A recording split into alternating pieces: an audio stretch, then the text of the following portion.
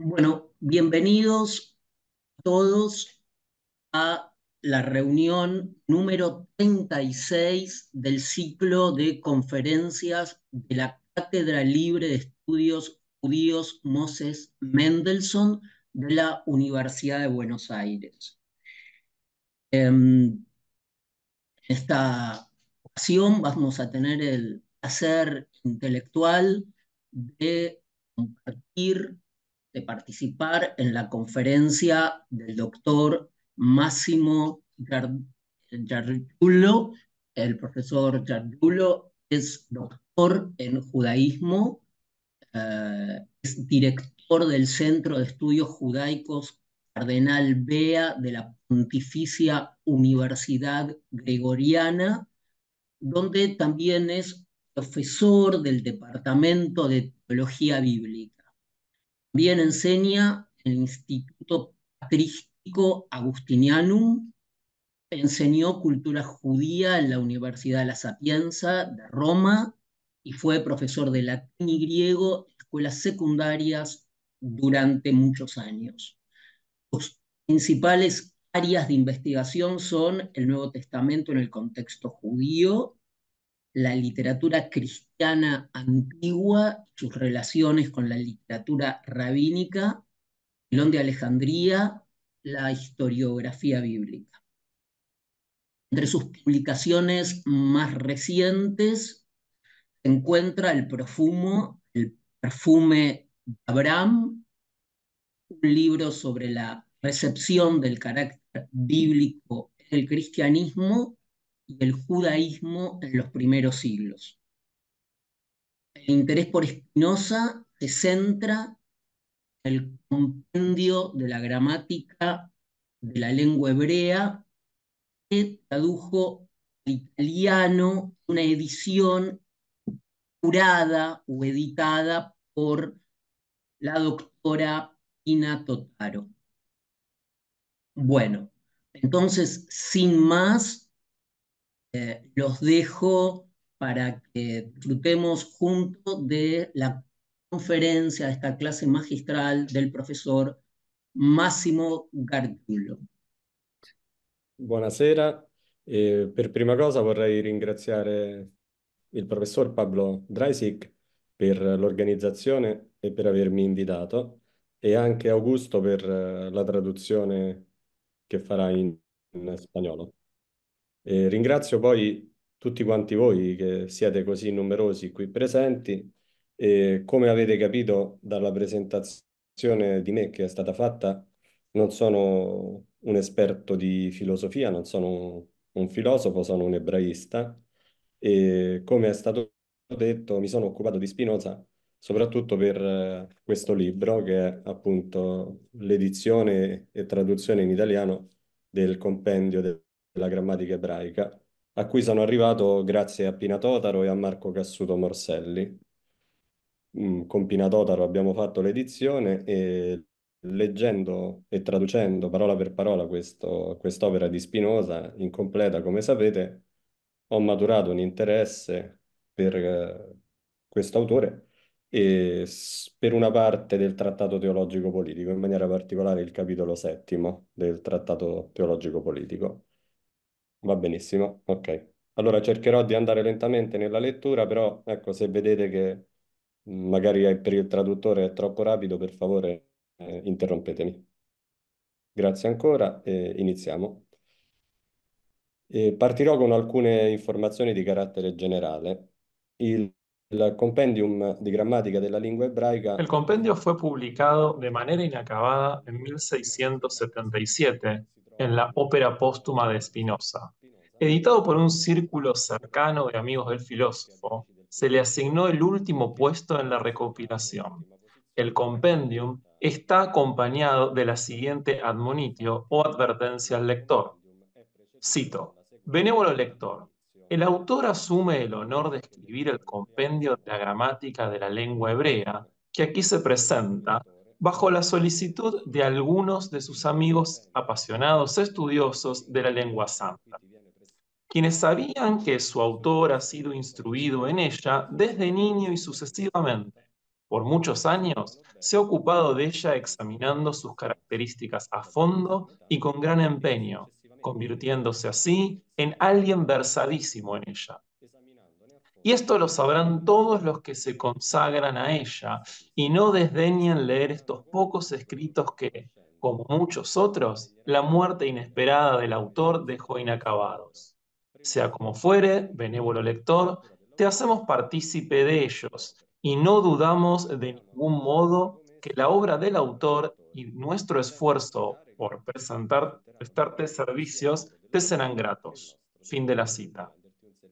Los destinatarios del compendio, tal y como se desprende del admonitio y de otros pasajes del resto de la obra, son personas que, si bien no conocen la lengua hebrea, no carecen de conocimientos gramaticales relativos a otras lenguas vernáculas, el latín y el griego, lenguas a las que Spinoza se refiere continuamente empleando un método comparativo que permite volver más comprensibles las estructuras del hebreo a través de las lenguas conocidas por su audiencia, empezando por el holandés y el latín. Método comparativo que, obviamente, además lo lleva a resaltar elementos diferentes o ausentes en el hebreo respecto de otros sistemas lingüísticos. Ya en el prefacio general de toda la ópera póstuma, Yarin Yels, probablemente el más cercano a Spinoza entre los de su círculo, describió la estructura y el origen del compendium, subrayando la novedad del enfoque del filósofo. Captó los elementos peculiares y característicos del enfoque espinosista, en particular que, primero, muchos han escrito una gramática de las escrituras, sin embargo, nadie ha escrito una gramática de la lengua hebrea. En segundo lugar, que todas las partes de la lengua hebrea, a excepción de las interjecciones y conjunciones y de algunas partículas, tienen el valor de propiedades del sustantivo. Cuestiones sobre las que volveremos más adelante. Yells también nos informa algo de lo que tenemos otras confirmaciones, a saber, que se trataba de un proyecto cultivado durante mucho tiempo por Spinoza. Algunos han atribuido la iniciativa a un interés general que se desarrolló en Europa entre los siglos XV y XVI, tanto por la gramática y la lexicografía, particularmente la hebrea, ya que en ellas se expresaban las escrituras. Sin embargo, como señala acertadamente Pina Totaro, el fenómeno estuvo menos extendido de lo que generalmente se cree y se limitó principalmente a los círculos católicos o reformados. Más bien, según Pina Totaro, el contexto más apropiado para explicar el compendium es el de un diseño filosófico complejo, dentro del cual también tiene su papel una gramática hebrea que no se limitará a ser una gramática de las escrituras. El estudio gramatical se entrelaza con el estudio histórico, el filológico, el natural, etc. Es una pieza indispensable. Además, un adecuado conocimiento de la lengua permite comprender correctamente el que es su mayor y casi único testimonio, la Biblia.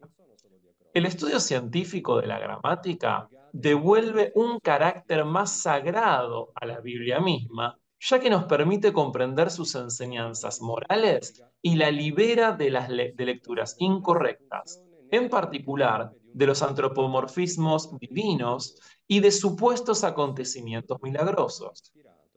Incluso el hebreo, de hecho, es un producto humano, un sistema utilizado por una comunidad en su evolución histórica y cuyas variaciones no son solo diacrónicas, sino también sincrónicas, ligadas a las diferentes opciones estilísticas de hablantes y escritores.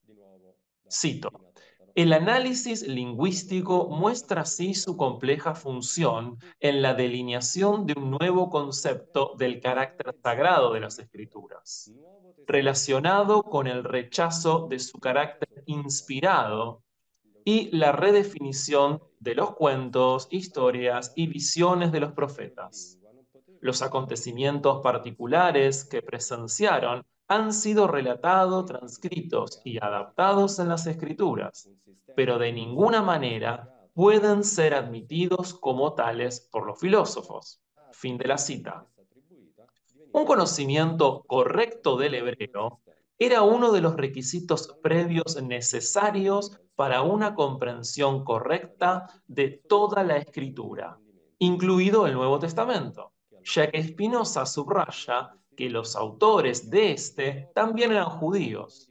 Sin embargo, a su vez, sabiendo que la lengua no podía reducirse a la descripción de las formas presentes en la Biblia, de lo contrario, se habría creado un círculo vicioso. Se explicaba con documentación parcial un sistema lingüístico que, considerando el carácter sagrado que se le atribuye, en sí mismo se convirtió en la herramienta para comprender ese sistema. De esta manera, la gramática perdió su propósito y la lectura de las escrituras estuvo sujeta a constantes malentendidos. Aquí se encuentra entonces la explicación de por qué era necesario devolver al estudio gramatical las características propias y autónomas de esa ciencia, comenzando por la historia de la lengua, que permitirá explicar cómo un fenómeno histórico ligado a una comunidad y a su evolución. Confiérase el Tratado Teológico Político, capítulo 7, página 188. La escritura y la naturaleza tienen cada una su propia verdad, su propio sensus verus, que responde a gramáticas diferentes. Aplicar a la Biblia la verdad filosófica, que se basa en la racionalidad y las categorías lógico-deductivas, sería un error metodológico. La Biblia será explicada a través de su propia gramática, la letra, que sin embargo debe entenderse bien para comprender el mensaje global y distinguir, lo contingente de lo universal que contiene.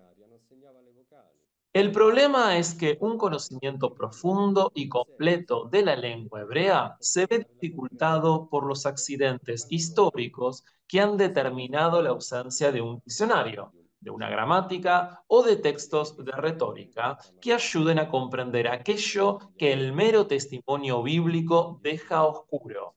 Esto podemos verlo en el capítulo 7 del Tratado Teológico Político, página 200.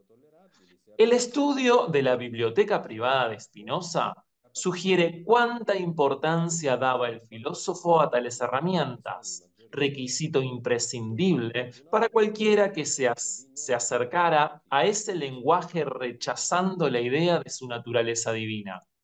A esto se suman algunas peculiaridades del hebreo, como una fonética que a veces produce intercambios de sonido, en particular la serie de guturales, la movilidad de los adverbios y las conjunciones, un sistema verbal cuyos caracteres son muy diferentes de las articulaciones entre modos y tiempos, típicos de las lenguas que hoy definimos como indoeuropeas.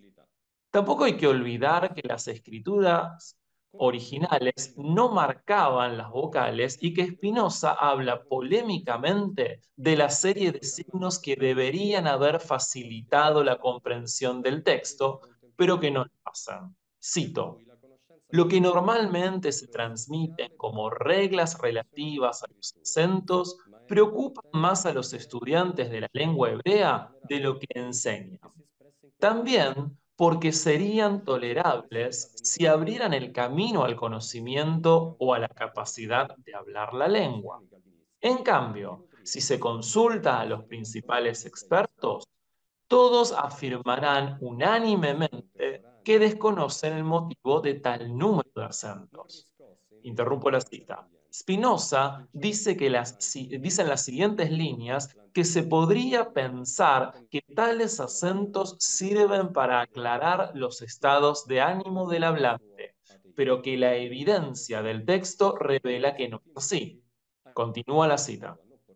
Por lo tanto, creo que los acentos fueron introducidos después de que los fariseos tomasen por costumbre leer la Biblia cada sábado en asamblea pública, para evitar que fuese leída con excesiva precipitación, como suele ocurrir con las oraciones que se repiten frecuentemente.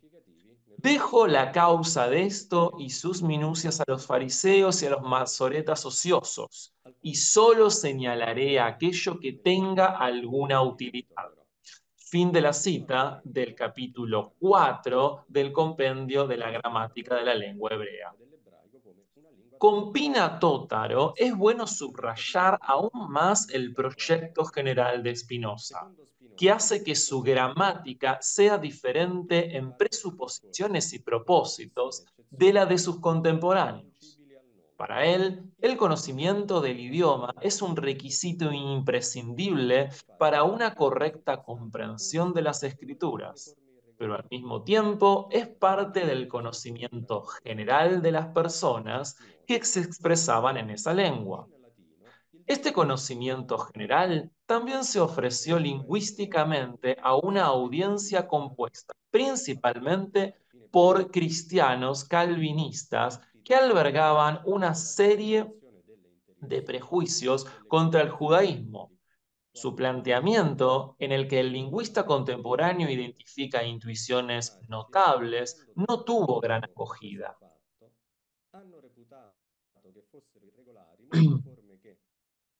En esto también influyeron el clima cultural, el antijudaísmo generalizado, así como la vulgarización que se difundió sobre las ideas del filósofo, en particular su ateísmo. Es posible que estos sentimientos le llevaran a no completar una obra cuyos mismos supuestos consideraba incomprendidos.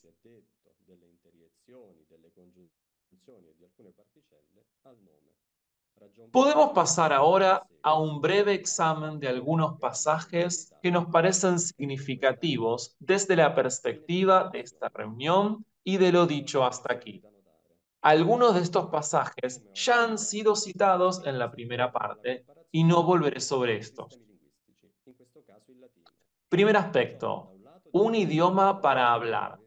Es la parte inicial del capítulo 5, dedicado al nombre. Según Spinoza, como se mencionó antes, todas las partes del discurso, con muy pocas excepciones, se remontan al nombre. Los gramáticos, al no haber tenido esto en cuenta, tuvieron que hacer un uso artificial y constante de la categoría de formas irregulares, al contrario de lo que se encuentra en uso. Cito, en latín, el discurso se divide en 8 partes, mientras se puede discutir si se debe dividir en la misma cantidad de partes en hebreo. De hecho, todos los términos hebreos, a excepción de las interjecciones, las conjunciones y de alguna que otra partícula, tienen el valor y las propiedades del nombre. Dado que los gramáticos no advirtieron este fenómeno, consideraron que muchas formas eran irregulares, cuando, según el uso de la lengua, en realidad eran perfectamente regulares. Así ignoraron muchas cosas que son necesarias para conocer y hablar la lengua. Por ello, sea que los hebreos hayan establecido tantas partes de la oración como los latinos o menos, en cualquier caso, nosotros las referiremos todas al nombre, con la sola excepción, como ya hemos dicho, de las interjecciones, de las conjunciones y de alguna que otra partícula. Razón por la cual, en lo que se sigue, también resultará claro qué simplicidad nace en esta lengua. Fin de cita. Hay algunas cosas interesantes a tener en cuenta. La primera es que, como he anticipado, Spinoza recurre a la comparación con otros sistemas lingüísticos y, en este caso, al latín. A su vez, por un lado, esto demuestra que sus destinatarios tenían competencias en estos idiomas y, por otro lado, lo que es más importante, que estas comparaciones le permiten al filósofo despojar al hebreo de una dimensión sacra que la volvería un único, una categoría que es más pertinente para asuntos teológicos que para los lingüísticos. Otro elemento de gran interés es la superación de la noción de irregularidad. El enfoque de los demás gramáticos es meramente descriptivo. Sus obras son esencialmente repertorios de las formas atestiguadas en la Biblia. Cuando aparentemente no caben dentro de los paradigmas habituales, se explican como irregularidades. Spinoza rechaza este camino y al ver en el hebreo los mismos principios que regulan cualquier sistema lingüístico, o al menos principios similares, explora caminos alternativos y aquí la solución que propone es traer todas las demás partes del discurso de vuelta al nombre. Obviamente, esto solo puede hacerse a partir del uso lingüístico y por eso he traducido el término elocuentia como una referencia al lenguaje hablado, antes que en referencia a cuestiones de estilo o de retórica. Segunda característica. Hay muchos que han escrito una gramática de las escrituras, pero nadie ha escrito una gramática de la lengua hebrea. Esta es probablemente la afirmación más conocida que hace Spinoza en el compendio. A partir de la discusión sobre los géneros de los sustantivos, capítulo 7, discute ásperamente con la tradición gramatical que, basada exclusivamente en la documentación bíblica, ha recurrido constantemente a la categoría de excepciones. Por tanto, la discusión conecta con lo que acabamos de decir. Spinoza propone, en cambio, la gramática de una lengua, no de una figura. Una gramática que contribuirá entonces a una mayor comprensión de la obra. Cito: por otro lado, aquellos que sirven para referirse a otras cosas son comunes y la mayor parte de ellos aparecen en la Biblia ya en masculino, ya en femenino, según convenga el caso. Ciertamente, algunos aparecen solo en una ocasión en femenino, mientras que generalmente aparecen en masculino, y al revés. Algunos aparecen solo en una ocasión en masculino, por ejemplo, Kanaf, que en todas partes es, Kanaf significa ala en hebreo, que en todas partes es de género femenino, excepto en dos pasajes de Crónicas 2, 31-31. Algo por lo que los autores consideran que es de género común. Si no hubiera llegado hasta nosotros este libro de crónicas, los gramáticos no habrían dudado a la hora de incluir este nombre entre los femeninos. Y si se conservasen más libros, tal vez tendrían que modificar todas las reglas y considerar como regulares aquellos fenómenos que se consideran excepciones, y a la inversa, considerar muchas reglas como meras excepciones. Pues, para decirlo en una palabra, muchos son los que han escrito una gramática de las escrituras, pero ninguno ha escrito una gramática de la lengua hebrea. Final de cita. Este pasaje confirma una vez más que la intención de Spinoza no era crear otra gramática descriptiva del hebreo bíblico, sino crear un instrumento de conocimiento y de producción de la lengua hebrea, entendida como un organismo para el cual era posible establecer reglas, al igual que sucede en otras lenguas.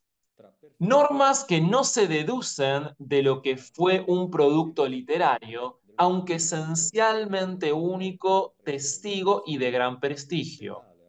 La razón de esto debe verse no solo en el propósito lingüístico mismo, sino también en los límites que sentía en las gramáticas bíblicas que se aplanaban en la descripción de los hechos presentes en ellas independientemente de su verisimilitud lingüística.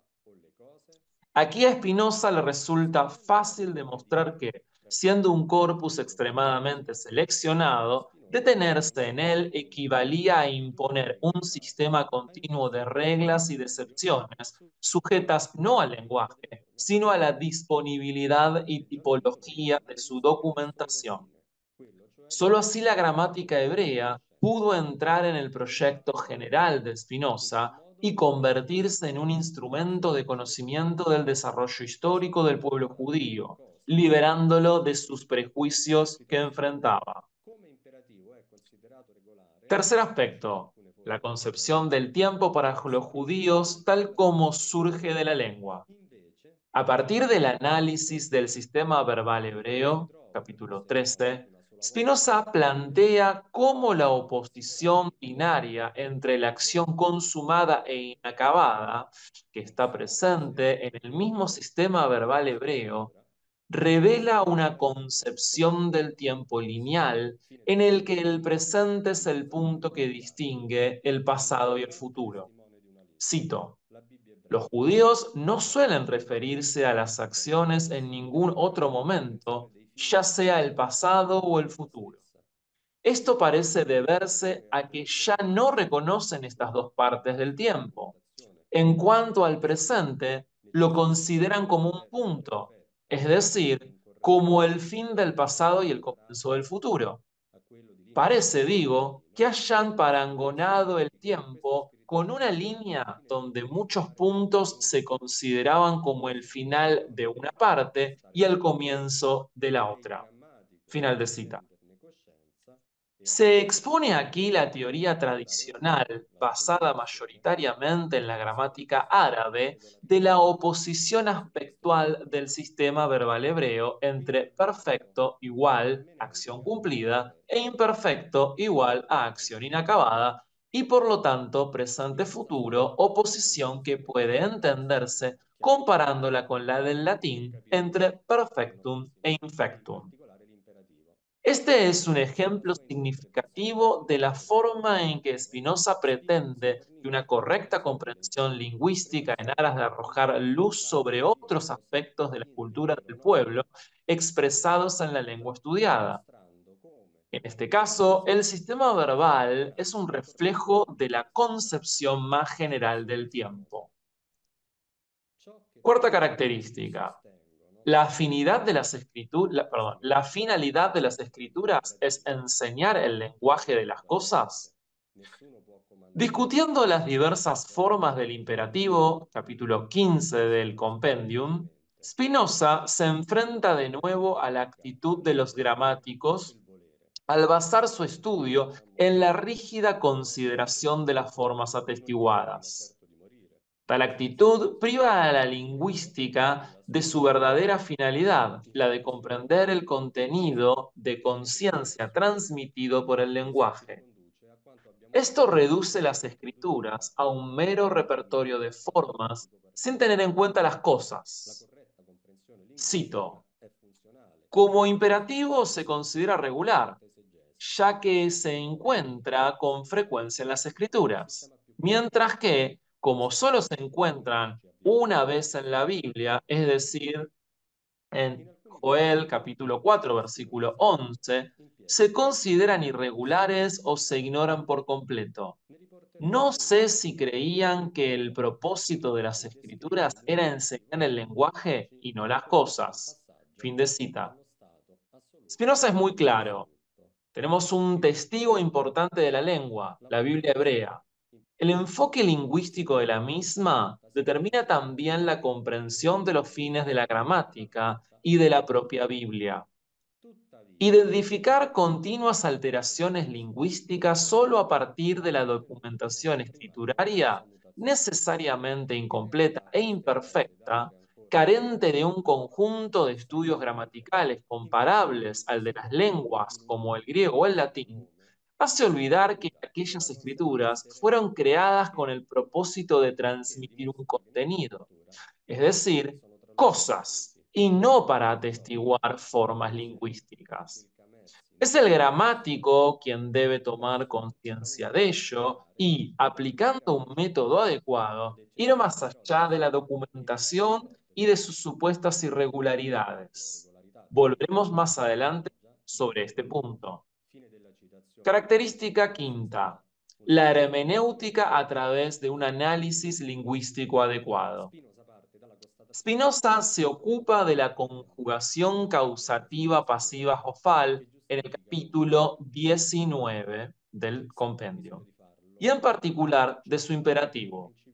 A través de su interpretación del valor del modo imperativo, proporciona una interpretación plausible del mandato dado por Dios a Moisés en Deuteronomio 32:50, mostrando cómo la primera exégesis procede de un trabajo lingüístico correcto.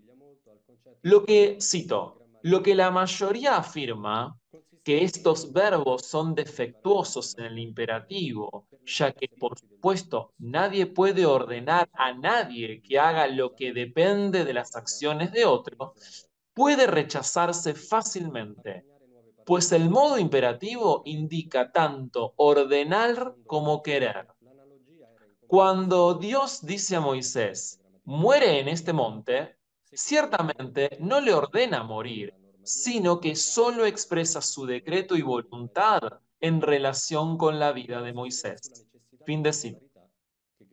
Esto nos remite a lo que dijimos antes en la sección introductoria y a la relación con el Tratado Teológico Político, en particular el capítulo 7.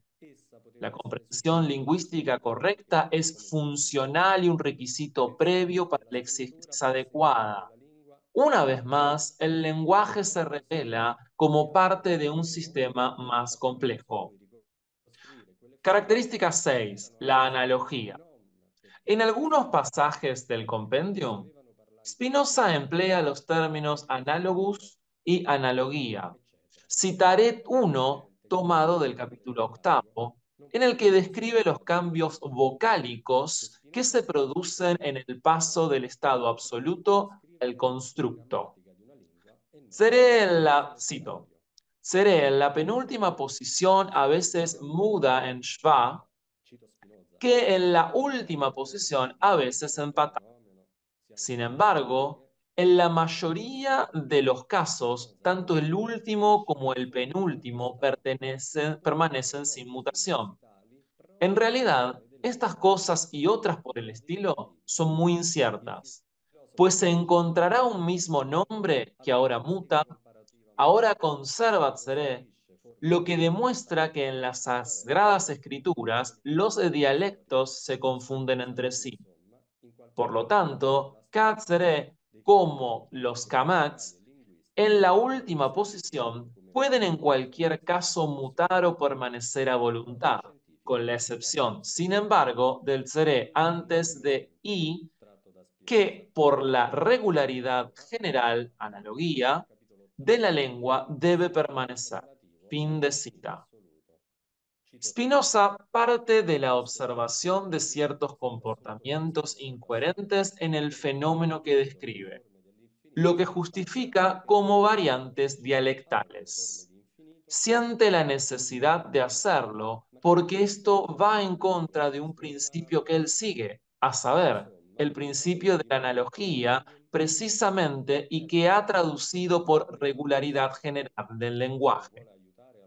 Como señala Klintschmidt, los gramáticos hebreos utilizaron durante mucho tiempo un método llamado mishkal, literalmente peso, que puede haber derivado de la tradición árabe, pero que se parece mucho al concepto de analogía de la gramática griega y de la gramática latina. Este método consistía en la construcción de paradigmas gramaticales completos para las distintas partes de la oración.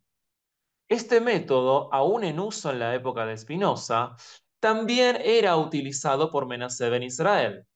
También servía para acuñar nuevas palabras, como en el caso del hebreo moderno. En cuanto al mundo clásico, la analogía competía con otra tendencia gramatical, la anomalía, mientras que esta última se inclinaba por aceptar formas en las reglas gramaticales que no siempre eran coherentes con los paradigmas generales. La analogía insistía en la necesidad de una regularidad que garantizara la uniformidad de los sistemas lingüísticos. En Spinoza, el concepto se emplea también en relación con el tipo de documentación disponible para la lengua hebrea, a saber, la Biblia. Solo podía ser suficiente para quienes, como vimos antes, pensaban que la escritura estaba destinada a enseñar el lenguaje y no las cosas. Pero no era así, por lo que se necesitaba un método mediante el cual reconstruir aquellas formas que no estaban atestiguadas, no porque no existiesen, sino porque no había hablantes de hebreo, ni repertorios léxicos y gramaticales, etc. Era evidente que aquel documento literario no podía agotar la totalidad de la lengua, que Spinoza quería en cambio recuperar precisamente porque pretendía escribir la gramática de una lengua y no de un corpus literario. Aquí, pues, utilizando precisamente la fórmula "no dudo de otras formas X hayan tenido también", cierra de fórmula, reconstruye aquellas formas no atestiguadas que, sin embargo, podían presumirse tales precisamente por la regularidad analógica de los paradigmas. De este modo, el filósofo se acerca mucho a la lingüística comparada moderna, que reconstruye formas no atestiguadas comparando lenguas históricas. Spinoza, en resumen, inventa en algún modo el asterisco de fenómenos gramaticales que nunca están presentes en la documentación de que disponemos, pero que en el enfoque científico logran hipotetizar. En este caso, el compendium también revela, por otra parte, como una obra dirigida al pasado, en el sentido de que quiere ayudar a comprender la lengua del texto bíblico como un fenómeno de un contexto histórico determinado, que hay que entender y estudiar junto a la lengua misma. Y por otra parte, sin embargo, también se revela el afán de recuperar el conocimiento de una lengua actual, presenta una serie de intuiciones que se encontrarían en la glotología de los siglos posteriores. Fin de la conferencia. Bueno, agradecemos muchísimo al profesor Máximo Giulo, muy especialmente. También le agradecemos muchísimo a nuestro intérprete, el colega, el profesor Fernando Mancebo, eh, también a Augusto, que ahora va a tener la noble tarea de interpretar preguntas en italiano y en español. Así que ha sido una conferencia, yo creo, magnífica, magnífica. Hemos podido realizarla simultáneamente y con la claridad del texto del doctor Máximo Gargiulo, así como la pausada y clara lectura de Fernando Mancebo. También agradecer a este evento en el que estamos participando todos en esta tarde, a quienes trabajan en la cátedra Moses Mendelssohn de la Universidad de Buenos Aires, el profesor, bueno, el profesor Alan Kremenchuk, el profesor Lionel Serratore, el profesor Pablo Río Flores, el profesor Alejandro Lumerman, que está por otra parte ayudando con una tarea de coordinación de toda la actividad de hoy por la tarde. También el profesor Juan Bautista Valenti, la profesora Liliana Feierstein, el profesor Ezequiel Burstein y el profesor Augusto Dolfo.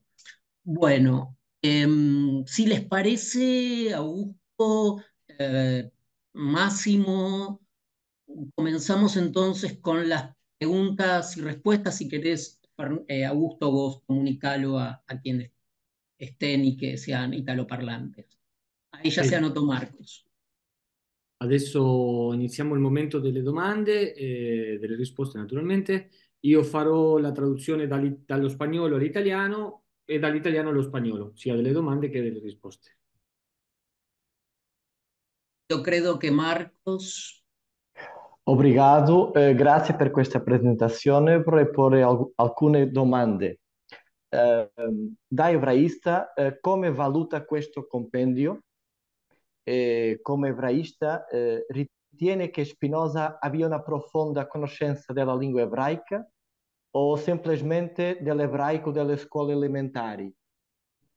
Questa è la prima questione. Son due questioni, una sola. La tercera, come insegnante di ebraico, consideri questo metodo veramente didattico? E por fine, pensi davvero che il compendio sia incompleto? Oppure sono già presenti tutti gli elementi della sintassi? Grazie. Grazie a lei della domanda. Devi tradurla in spagnolo prima, Augusto? Traduzco el español. La pregunta de Marcos es si como hebraísta, cómo valora el compendio y si considera que Spinoza tenía un conocimiento elemental o meramente escolar del hebreo. Además, si considera que el texto está realmente incompleto, forse c'è qualcosa che mi è sfuggito. E se considera este compêndio uma obra verdadeiramente um método didático? Y si considera que el compendio es un verdadero método didáctico para el aprendizaje del hebreo. Ok, comincio a rispondere dalla prima. Ehm, il Compendium è un'opera estremamente interessante. La lettura non è piacevolissima. Il latino in cui è scritto il Compendium non sempre è molto piacevole ed è un'opera estremamente tecnica. Quindi ha un suo interesse, sicuramente la valutazione è positiva, però dobbiamo avere presente che abbiamo a che fare con una grammatica.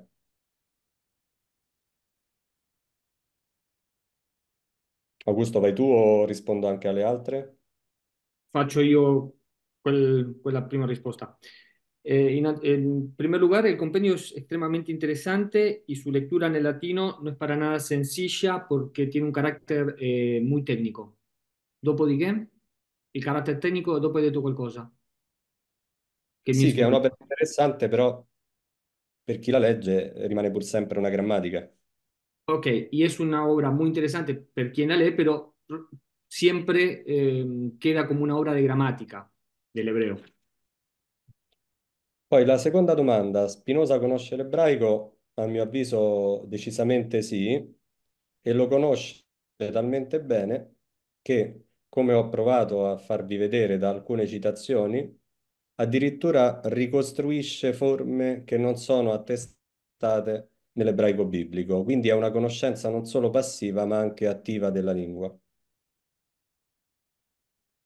Por otro lado, Spinoza conoce muy bien el hebreo y lo conoce tan bien que además reconstruye formas que no estaban presentes al momento. E la terza domanda, se sia un'opera didatticamente utilizzabile, non per il contesto moderno, ma anche perché, come forse di nuovo avete notato, Spinoza molto spesso diventa polemico in questa grammatica, attacca gli altri grammatici e questo ne fa qualcosa in più che un semplice strumento didattico per studiare l'ebraico.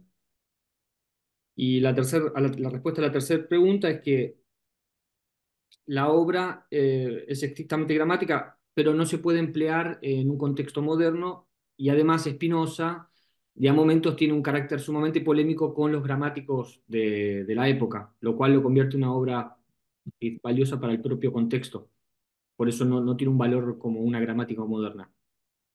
E l'ultima cosa, sì, è un'opera incompleta, la parte sintattica è soltanto a volte accennata, ma non c'è assolutamente una trattazione della sintassi paragonabile a quella della morfologia.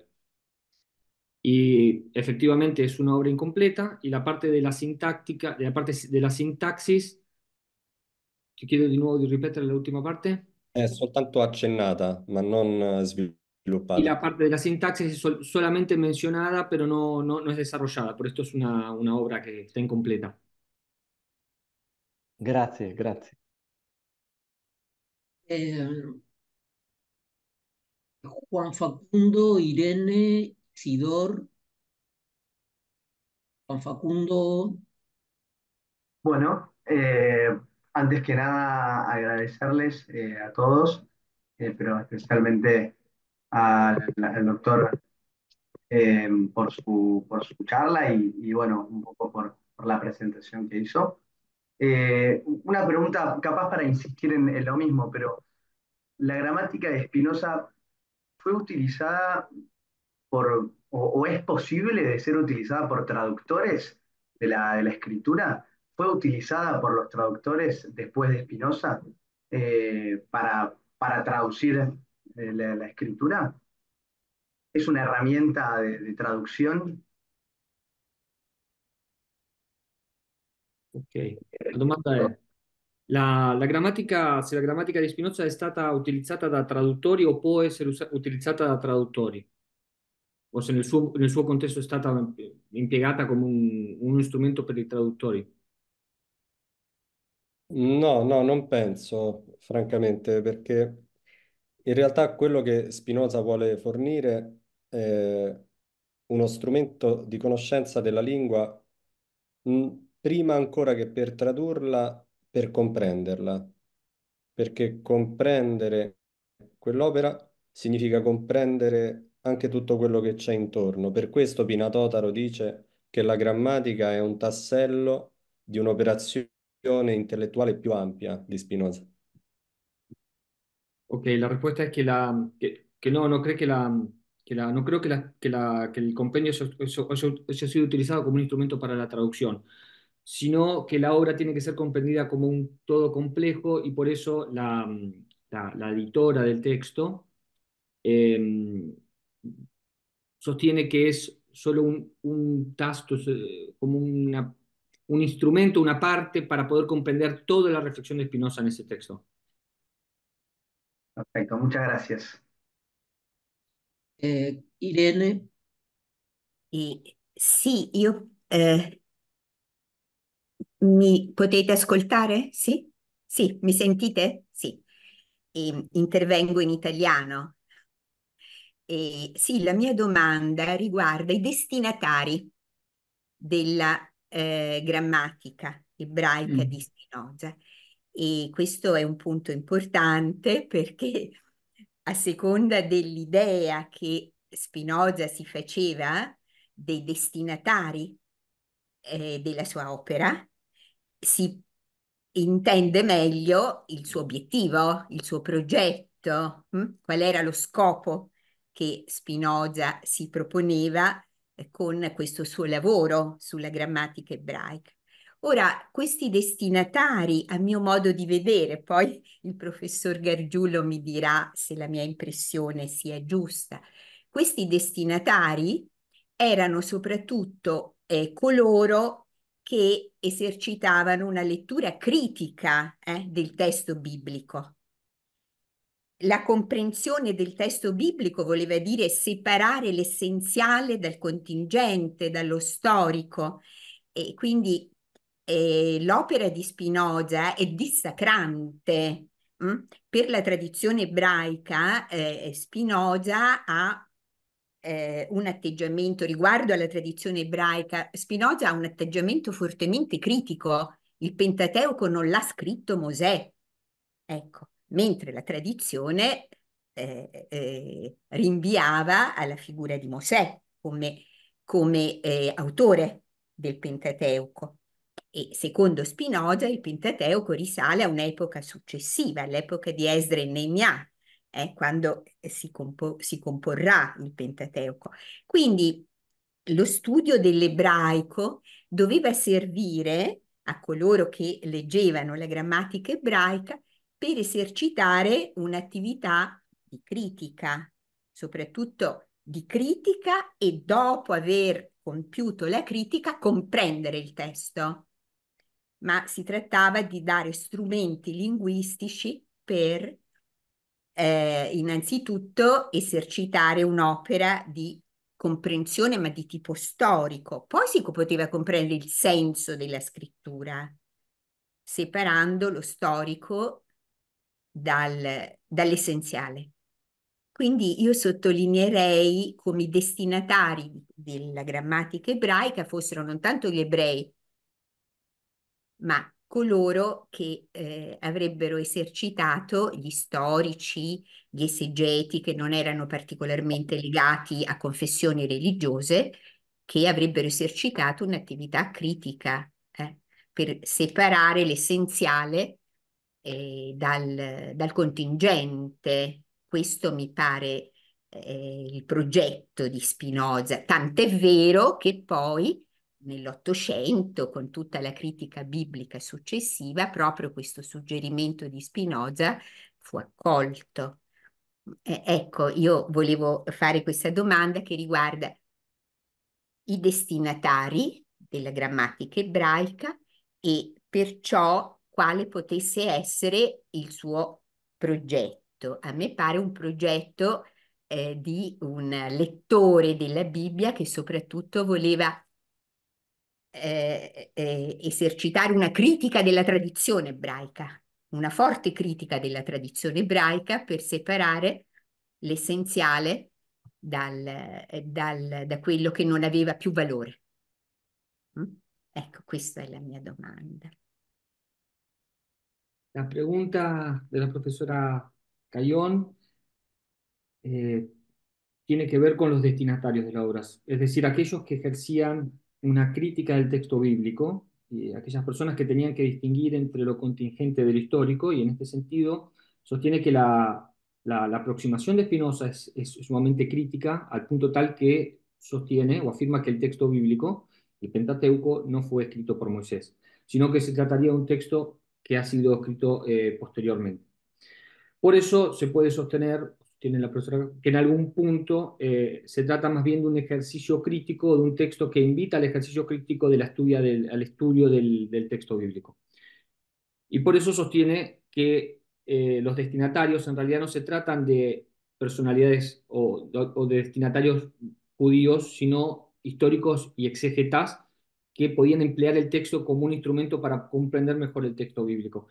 Y esto justamente tiene que ver con el carácter técnico, lingüístico y no histórico, que es en algún punto un ejercicio crítico no tanto de traducción, sino de comprensión del texto. Sí, creo haber sido bastante fiel a la pregunta.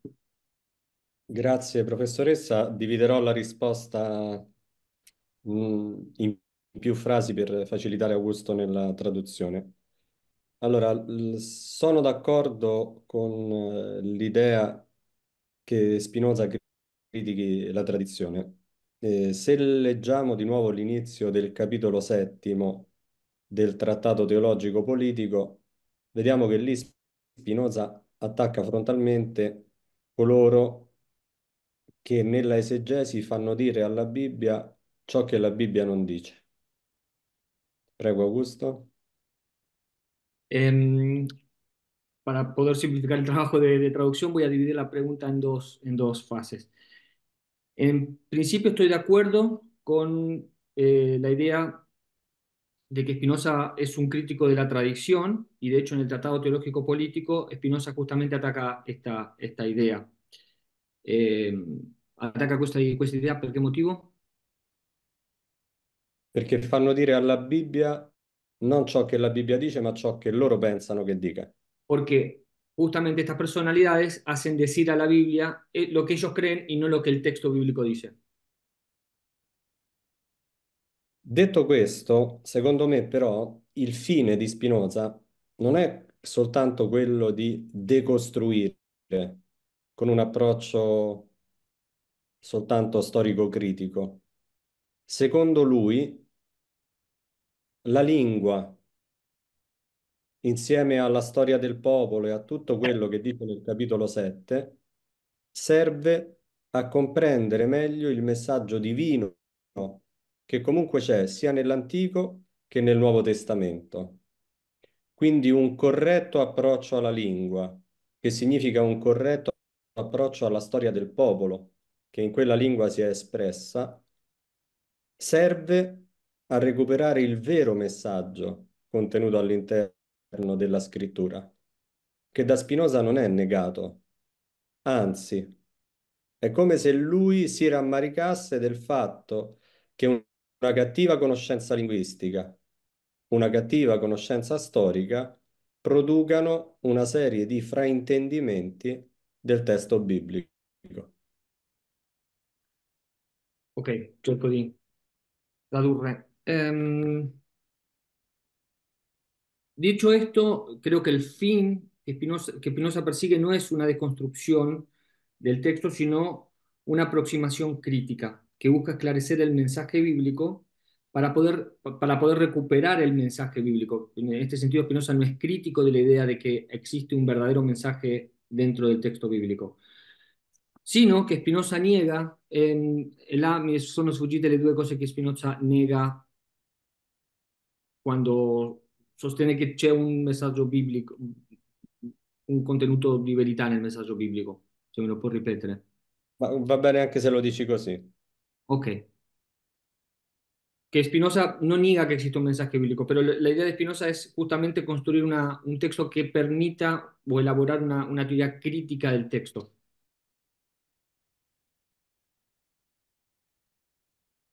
Bien. Isidor. Después hacemos otra ronda y Sí, si alguien quiere agregar algo, Irene, bueno, hacemos otra ronda. Sí. muchas Isidor. gracias. Mi pregunta no es tan profunda ni tan larga. Simplemente yo quería preguntar al profesor qué influencia tiene en su gramática, en la gramática de Spinoza, el hebreo misnaico y el hebreo medieval, porque son dos hebreos que son posteriores al hebreo bíblico. Entonces, no sé si hay cierta influencia de ambos hebreos en el texto de Spinoza. Muchas gracias, Isidor. Ok, la mia domanda è se c'è qualche influenza nel compendio dell'ebraico mishnaico o medievale. E se c'è questa influenza, che tipo di influenza è? È una domanda molto interessante perché tocca anche un altro aspetto che è discusso dagli studiosi. Se cioè Spinoza avesse avuto una formazione profonda rispetto al giudaismo rabbinico. E su questo rimando agli studi di Isaac Melamed, che se ne è occupato approfonditamente. Dal compendium non si possono ricavare dati sicuri perché non ci sono citazioni se non dal testo biblico. Tuttavia, vado a memoria, un paio di forme che lui cita e che non si trovano nella Bibbia, un paio di fonti grammaticali, le ho trovate invece nel Talmud, il che potrebbe dare l'idea, quantomeno, di una familiarità di Spinoza anche con quelle ebraiche. Ok.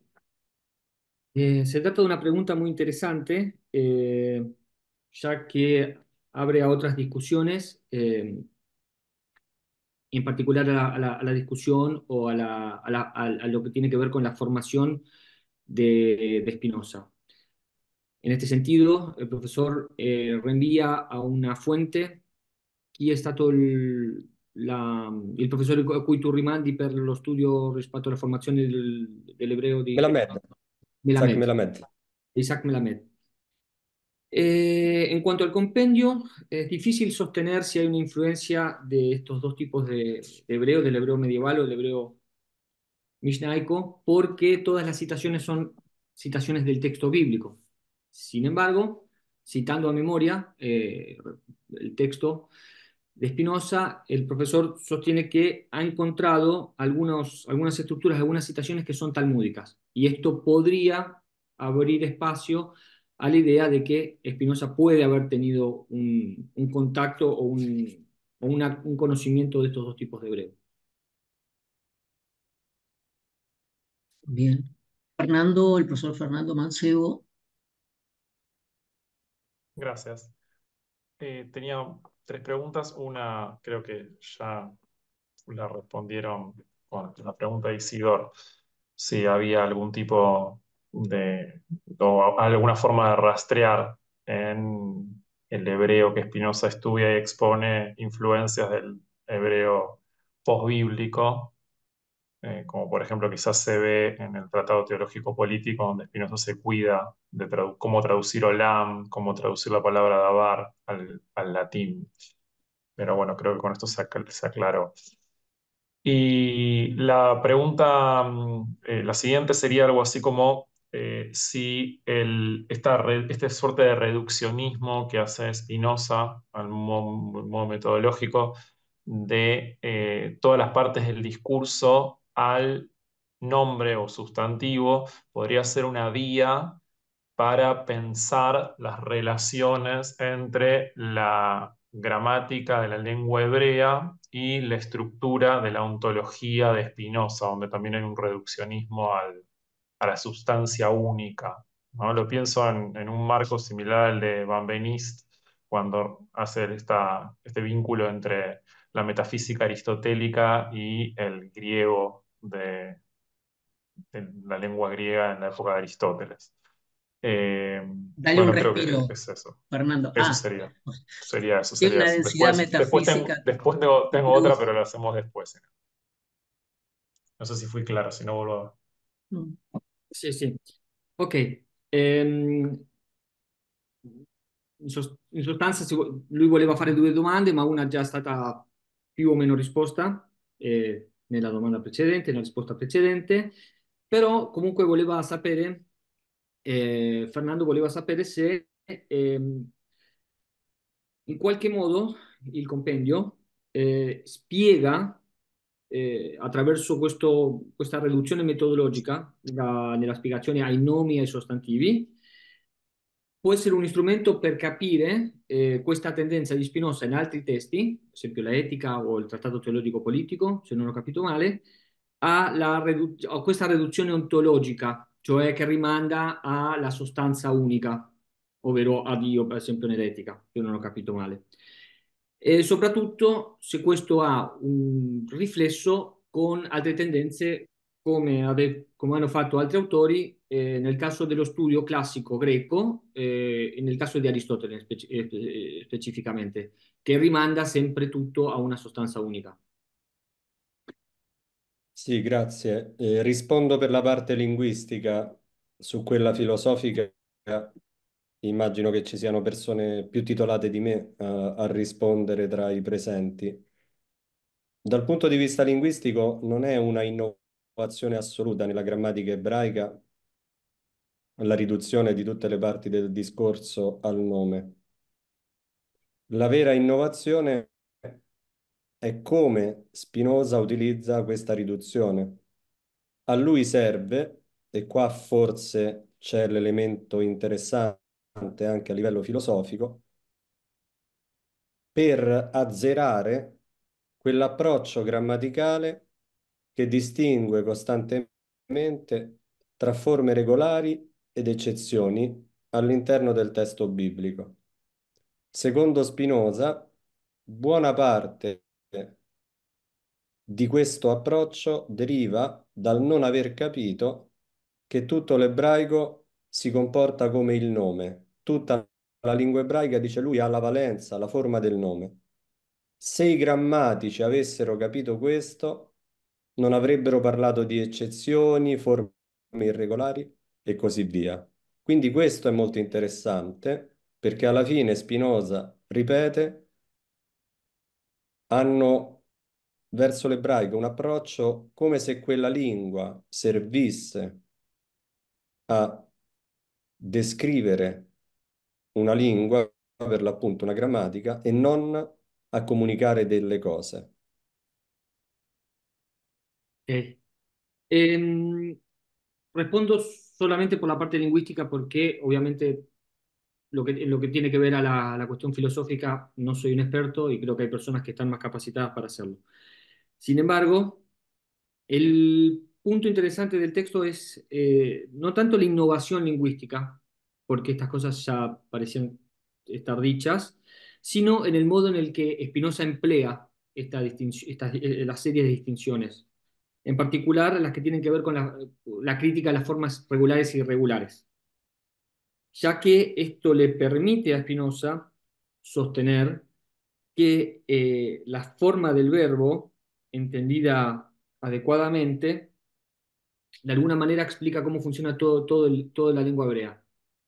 Y esto es lo que permite, a su vez, explicar por qué la lengua hebrea no es una reflexión sobre el mensaje, sino una explicación sobre las cosas. Ok, lingua ebraica ovviamente, forse ho detto Eh, greco e ho sbagliato. Muchas gracias. Ok. Gracias, Fernando. Marcos, puoi Grazie. smutearte. Una pergunta mais. Non potremmo considerare la presenza di queste forme talmudiche come tratte dalla grammatica di Wuxdorf e non direttamente da fonti talmudiche? La pregunta es si podríamos entender estas formas gramaticales como una cuestión que viene de interpretaciones talmúdicas. ¿De quién? Sì, Eh, eh, io ho capito la se, domanda. só para traduzir para o espanhol, não é? Se poderíamos considerar esta influência, não é? Destas palavras ou destas estruturas talmúdicas, não é? Sendo influenciadas pela gramática, esta famosa gramática de Buxtorf, não é? Que Spinoza teve conhecimento, que era uma gramática muito difundida nos meios cristãos da época. Sì, Estaba traducida. sì, sì, ho capito. Sí, Allora, grazie per questa domanda perché mi permette di precisare quello che ho detto prima. Nel compendio non ci sono citazioni talmudiche, ci sono alcune singole parole che non si trovano nella Bibbia ebraica e si trovano invece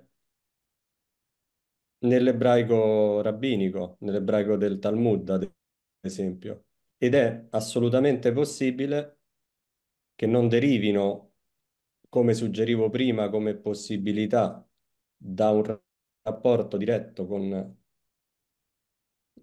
il Talmud, bensì dai grammatici che Spinoza ha utilizzato. Può senz'altro essere, è senz'altro possibile la sua ipotesi.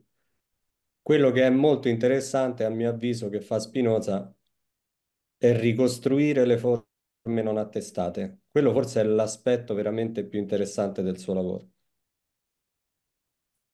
Ok, la respuesta. Grazie. En particular, agradezco por la pregunta porque me permite aclarar una cosa que pudo haber sido confusa de mi traducción en una de las respuestas anteriores. En el texto de Spinoza no hay citas textuales del Talmud, pero sí hay palabras que no son palabras bíblicas. Entonces, esto podría abrir la posibilidad de entender que Spinoza pudo haber tenido un contacto con gramáticos medievales o con el Talmud y con terminología rabínica que le haya empleado en el texto. Sin embargo, la cuestión más interesante del compendio, y la ti chiedo di nuovo di ripetermi per favore qual è l'aspetto più interessante che hai sottolineato. È quando lui ricostruisce parole non attestate nella Bibbia. Es justamente cuando Spinoza reconstruye palabras que no están en el texto bíblico.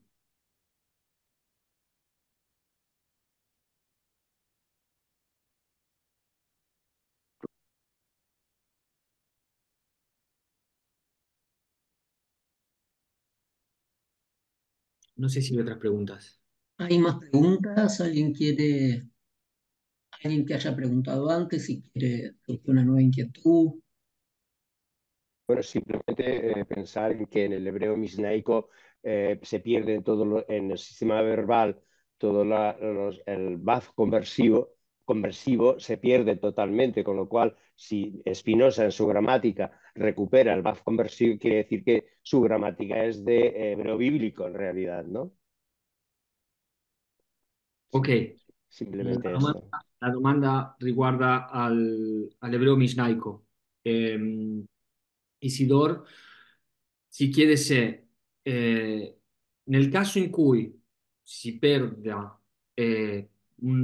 l'ebreo mishnaico, nel testo di Spinoza si possa pensare, ¿qué es lo que se puede pensar si se pierde el Eh, hebreo? eh, en el hebreo bíblico, hay el hebreo rabínico, los baz conversivos que hay en el hebreo bíblico, ¿se pierden o no se pierden? Él en su gramática recupera los baz conversivos en los verbos. Quiere decirse que el pasado, el pretérito es un futuro o un futuro es un pretérito en función de si es discurso o es narración.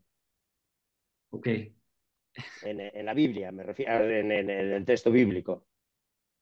Allora, la cosa che si chiede a Isidoro è se nel testo di Spinoza ci sono questioni che possono spiegare se c'è un'influenza di caratteri specificamente rabinici oppure tutte queste riflessioni sul passato, il presente, le funzioni grammaticali del perfetto e De l'imperfetto, los BAF conversivos. BAF sia, conversivos. sia BAF, del BAF BAF conversivo. conversivos. No sé, es un poco confuso. Ehm, no, in realtà no, nel senso che non avendo la parte sulla sintassi, lo spazio che Spinoza dedica a questi argomenti è molto ridotto. La parte generale che tratta del verbo è quella che ho citato prima. Lui dice che in ebraico non c'è l'idea del presente, dice che il presente è come un punto perché lì si incontrano il passato ed il futuro.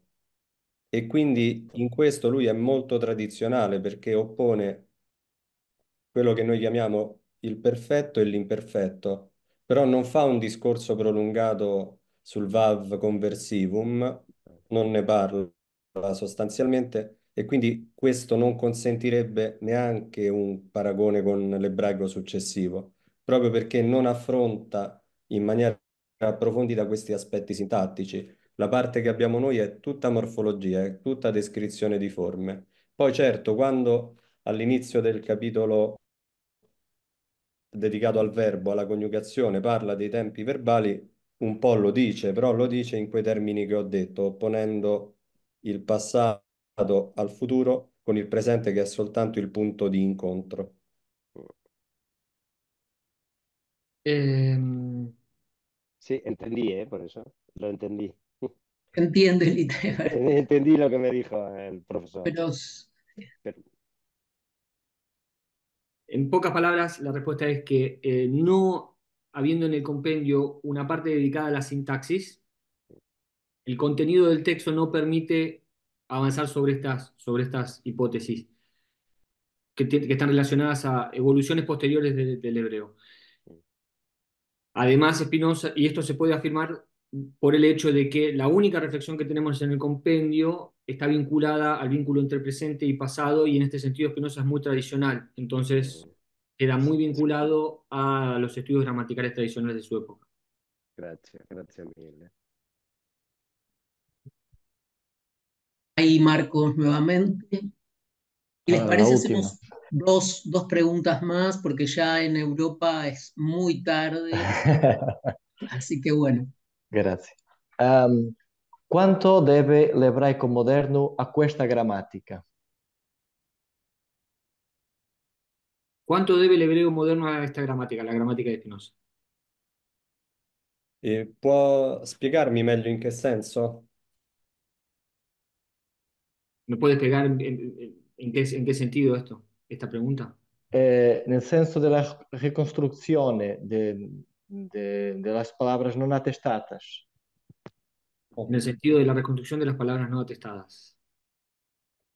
Non credo molto direttamente, perché voi tutti sapete qual è stato il destino di Spinoza all'interno del mondo ebraico, quindi non credo che sia stato ripreso direttamente. Per quanto ne so io, però i meccanismi per riprodurre una lingua morta come lingua viva sono quelli, e sono quelli che descrive Spinoza, perché per l'appunto lui dice molto spesso in quello che c'è rimasto nel compendium noi abbiamo queste forme, ma io non dubito che ci sia stata anche quest'altra forma e quello allarga una lingua, non la allarga dal punto di vista lessicale, chiaramente, ma la allarga dal punto di vista grammaticale. L'ebraico moderno ha avuto bisogno di una grande innovazione dal punto di vista lessicale, chiaramente, per dire quei termini che nell'ebraico biblico non esistevano.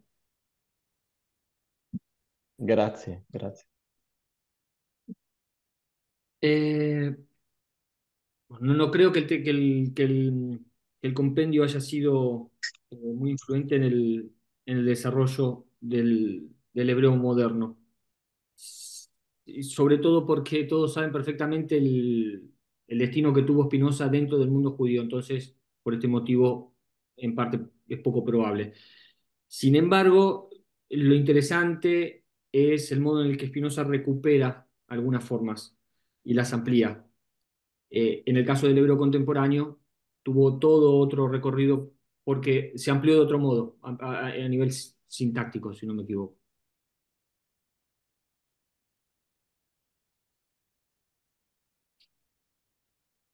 Fantástico. ¿Alguna intervención más o alguna pregunta, alguna inquietud?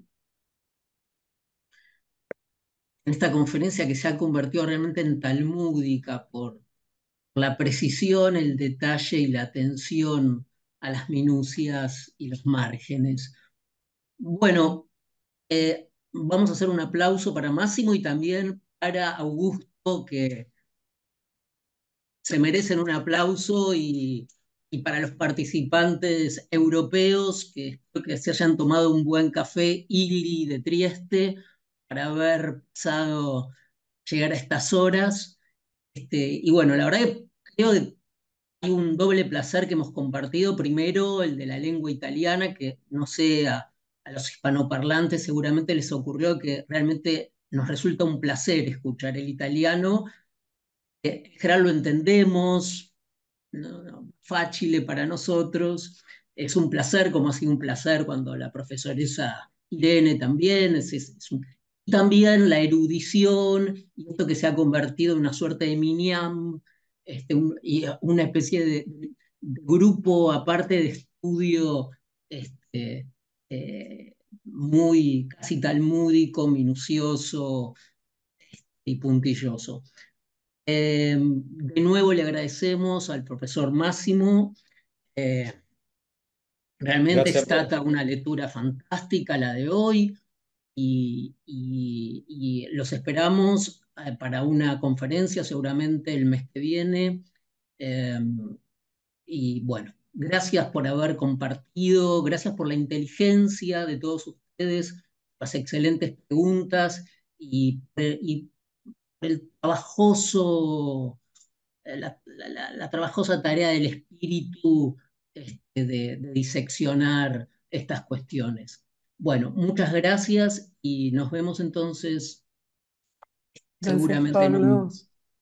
Grazie a voi tutti da parte mia, a grazie te a voi. Fabio, ad Augusto, a Gracias, Fernando e a gracias, tutte le persone che hanno avuto la pazienza di ascoltare.